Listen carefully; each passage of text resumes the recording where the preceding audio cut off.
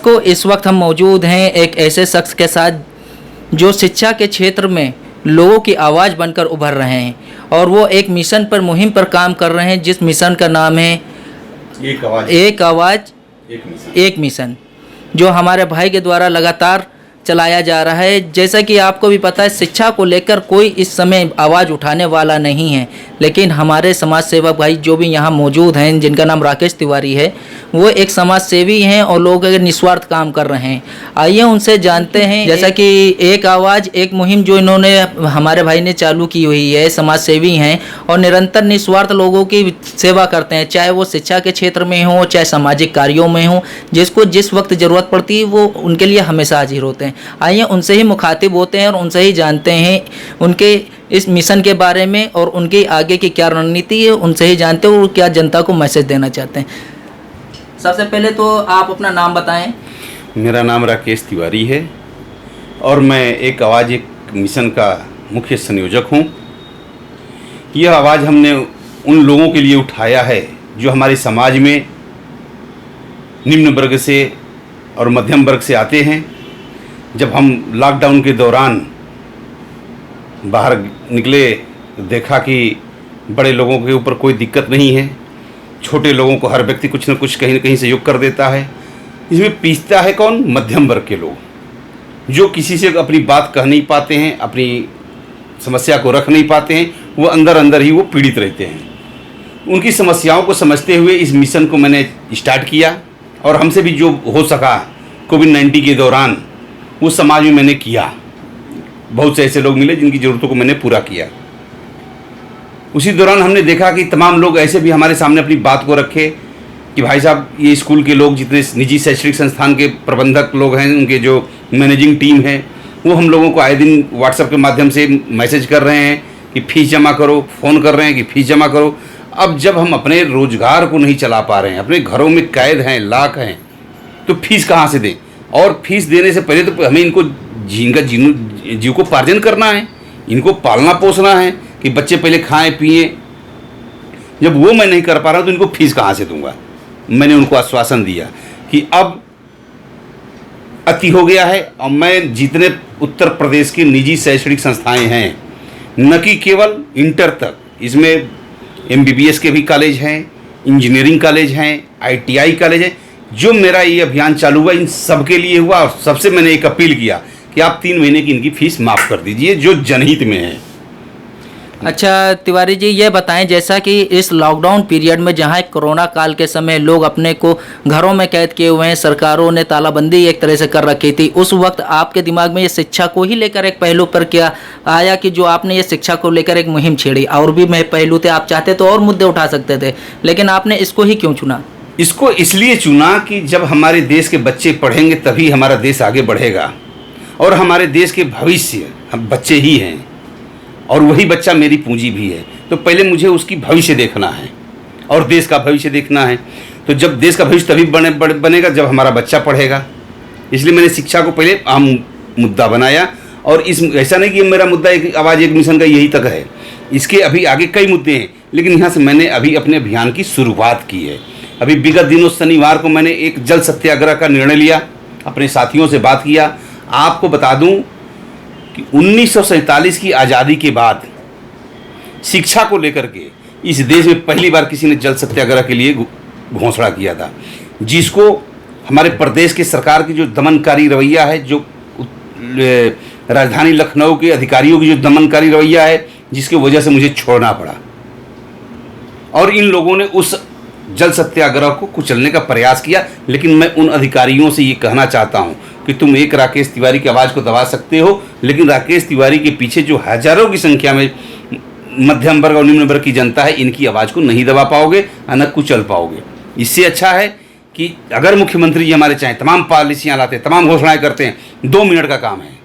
ये अपने जो कोविड-19 के दौरान 11 सदस्यीय लोगों की जो टीम बनाए हैं, ये उस टीम के साथ एक बार बैठक कर ले, उसमें हो सके तो हम लोगों को भी बुला ले, उसमें एक निर्णय ले ले कि 3 माह की फीस हम माफ़ कर रहे हैं। मैं उन स्कूल वालों से, स्कूल वाले जिसे कहते हैं कि भैया अगर स्कूल बंद फीस नहीं मिलेगा तो हम टीचरों कहाँ से देंगे? कोई ऐसा स्कूल वाला नहीं जो अपने स्कूल के स्टाफ को टीचर दे रहा हो। एक दे दिया होता तो दिखा दे हमको। अब क्या वो स्कूल सिर्फ टीचरों की तनख्वाह के लिए चला रहे हैं? अगर टीचरों की तनख्वाह के लिए चला रहे हैं तो ये जो महामारी के दौरान जो सरकार के फंड में जो पैसा दिए कहाँ से आया? इसका जवाब ये हमको दे दे। अच्छा, जैसे सरकारों का भी वादा है कि हम अपनी जो ये योजनाएं हैं इनमें सबको सपोर्ट कर रहे हैं, चीज़ें कर रहे हैं। पीएम केयर फंड का जो एक मामला आया जिसमें लाखों रुपए का फंड हुआ है, लेकिन वो कहीं ना कहीं ज़मीन पर नहीं दिखता है। इस पर आप क्या कहना चाहेंगे कि जो पीएम केयर फंड है, क्या उसका एक हिस्सा शिक्षा में भी इस्तेमाल होना चाहिए? बिल्कुल 100% होना चाहिए, इसलिए कि जो पीएम केयर फंड है, आपको एक ज़मीनी हकीकत से रूबरू में करा रहा हूँ। पहले जो सरकारों में पीएम केयर फंड था उसमें विपक्ष का भी सहयोग होता था। जैसे हम लोग ज्वाइंट खाता खोलते हैं कि बगैर दूसरे व्यक्ति के हस्ताक्षर के बैंक से पैसा नहीं मिलेगा, वैसे ही पहले के केयर फंड था। आज जो पीएम केयर फंड है उसमें आप उनसे ऑडिट का हिसाब नहीं मांग सकते हैं, पैसा कहाँ से आया, कौन दिया, ये भी आप नहीं जान सकते हैं। कुल मिला के अब आप, मैं क्या कहना चाह रहा हूँ आप समझ रहे हैं, चूँकि अगर बोलूँगा तो इसमें राजनीति होगी। जो मेरा मिशन है वो राजनीतिक नहीं है, मेरा जो संगठन है वो गैर राजनीतिक संगठन है। आप होशियार हैं, आप पत्रकार हैं, बुद्धिजीवी हैं, मैं आपका सम्मान करता हूं। दूसरी चीज़ कि अभी जो हमारे प्रधान सेवक जी आते हैं, कभी कभी टीवी चैनल पे हम देखते हैं, रात में 8 बजे आते हैं। लोग हमको भी मिनी प्रधानमंत्री कहने लगे हैं कि वो भी 8 बजे आते हैं। भाई आप भी 8 बजे आते हैं, वो टीवी पे आते हैं, फेसबुक पे आते हैं, अंतर इतने हैं। अभी वो आ करके 20 लाख करोड़ रुपये हमारे देशवासियों के लिए उन्होंने घोषणा की। वो 20 लाख रुपया किसको मिला, कहाँ मिला? और उत्तर प्रदेश की सरकार के पास इतना एडवांस पैसा आ गया कि तुरंत दूसरे दिन कुछ लोगों को चेक भी काट दी, हजारों करोड़ रुपए के चेक काट दी। तिवारी जी, आपने एक बहुत अच्छा मसला उठाया कि उत्तर प्रदेश सरकार ने उस फैसले के बाद तत्काल लोगों को ऋण बांटा। एक जो उनका योजना थी कि हमने लोगों को इतना ऋण बांटा है कि उनसे अब 1 साल तक कोई गवर्नमेंट वापस नहीं लेगी किसी भी ब्याज पर, उनको उनके कुछ कारोबार के लिए ऋण दिया गया। आपको मैं बताना चाहता हूँ कि इन्होंने ऋण किसको दिया? उसको दिया जो उद्यमी है और पहले से रजिस्टर्ड है। अब पहले से उनकी एप्लीकेशन बैंक में लगी है लोन के लिए, उनको आपने दे दिया। लेकिन उन लोगों को देने से क्या देश की आम जनता की समस्या दूर हो जाएगी? जैसे प्रधानमंत्री जी कहते हैं आत्मनिर्भर बनो। आत्मनिर्भर आदमी कैसे बनेगा?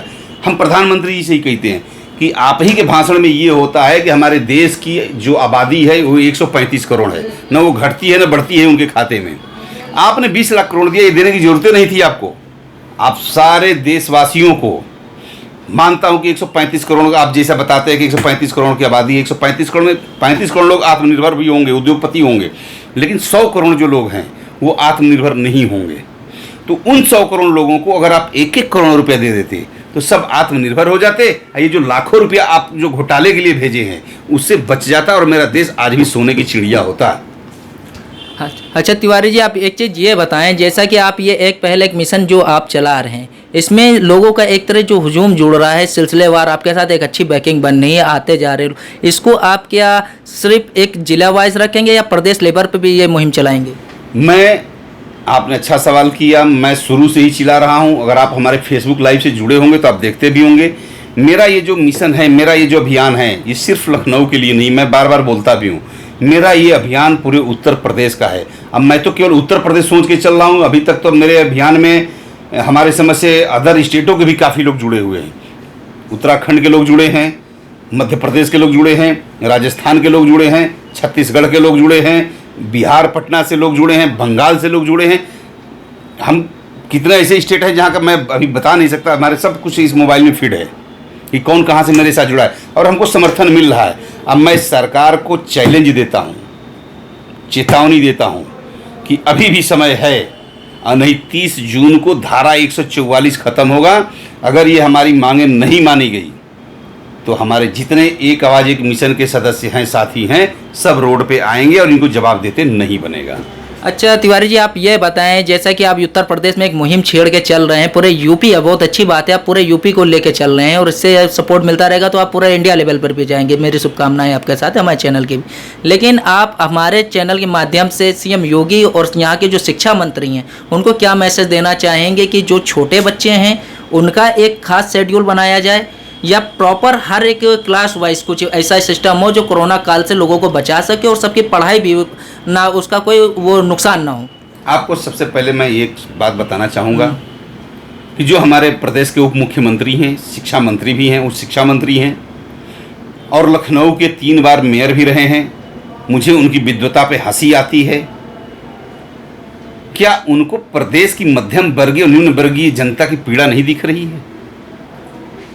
और दूसरी चीज़, जैसा आपने स्कूल खोलने की जो बात कही, मैं सरकार से ये पूछना चाहता हूँ कि क्या हमारे बच्चे कोरोना के टेस्ट किट हैं कि उनके लिए स्कूल खोल दो, जब मर्जी बुला लो? तो मैं अपने अभिभावकों से ये भी कहना चाहूँगा कि अपने बच्चों को तब तक नहीं भेजें जब तक स्कूलों में टेस्ट किट न लग जाए, जब तक विधानसभा न खुल जाए, विधान परिषद न खुल जाए, लोकसभा न खुल जाए, राज्यसभा न खुल जाए। पहले उन स्तर पे जाके खोलिए जहाँ पे नेताओं की जमीर बैठती है। हमारे बच्चे टेस्ट किट नहीं है कोरोना के, इनके लिए स्कूल ना खोलिए। और स्कूल वालों के लिए तो एक फीस वसूलने का बहाना चाहिए कि जल्दी, अभी मैसेज आया था कि एक हफ्ते में 3-3 दिन करके मैं बुलाऊंगा, एक बस में एक सीट पे एक बच्चे को बैठाऊंगा, एक बस पे एक सीट पे तो बैठा लेंगे, मान लिया, लेकिन जो आगे पीछे सीटें हैं उसमें कितनी आप गैपिंग देंगे? गैपिंग देंगे तो आप फीस बढ़ाएंगे, फिर वो गार्जियनों पे बोझ होगी। तो इसकी अभी ज़रूरत क्या है? और दूसरी चीज़ जो अहम बात आपको बता रहा हूँ कि अभी हमारे प्रदेश के मुख्यमंत्री जी बहुत ही एक सराहनीय कार्य किए हैं, जो बाहर से कुछ टेस्टिंग मशीन मंगाए हैं, हेलीकॉप्टर भेज करके, अपनी जहाज़ भेज करके। तो वही मशीन जो बड़े बड़े स्कूल हैं सक्षम है, जो 10 साल से चल रहे हैं, उनके गेटों पे लगा दीजिए, ताकि जो बच्चा स्कूल में एंट्री करेगा तुरंत गेट पे ही पता चल जाएगा कि इसको कोरोना है कि नहीं है। आप चीन को देख लीजिए, 5 लेयर होके जाते हैं तब बच्चे स्कूल में जाते हैं। क्या हमारे पास ये सुविधा नहीं है? हमारा देश संपन्न है, हमारा प्रदेश संपन्न है, सब कुछ है, लेकिन यहाँ पे ये सब कुछ नहीं होगा। यहाँ केवल ऐसी चीज़ें होगी जो हमारे आपके बस में नहीं है।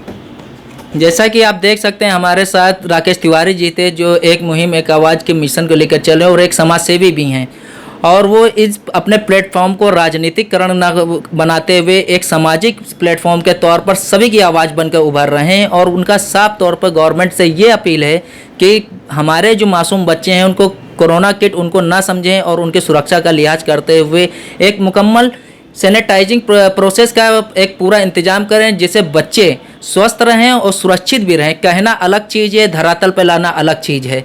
अगर धरातल पे चीज़ें होंगी तो किसी को कोई दिक्कत नहीं होगी, अगर धरातल पे चीज़ नहीं होगी तो इस पर तिवारी जी का यह कहना है कि वो आंदोलन के लिए प्रतिबद्ध हैं। वो उसके लिए जहाँ तक भी हो सकेगा शासन प्रशासन से वो लड़ेंगे और बच्चों को इस महामारी से बचाने का कार्य करेंगे। सामाजिक सत्ता न्यूज़ चैनल से कैमरामैन आकिब के साथ साबिर अली, सामाजिक सत्ता न्यूज़, जन जन की आवाज़, लखनऊ।